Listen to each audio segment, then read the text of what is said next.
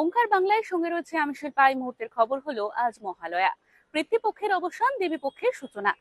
শাস্ত্রমতে দেবীপক্ষের আগের কৃষ্ণা প্রতিপদে মর্তধামে নেমে আসেন পিতৃপুরুষেরা, অপেক্ষা করেন উত্তরসূরিদের কাছ থেকে জল পাওয়ার।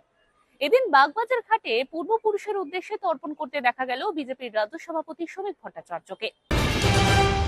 বাবুঘাটে তর্পণ করতে এসে মৃত পুরোহিত শিবরাম ভট্টাচার্য সবংয়ের বাসিন্দা।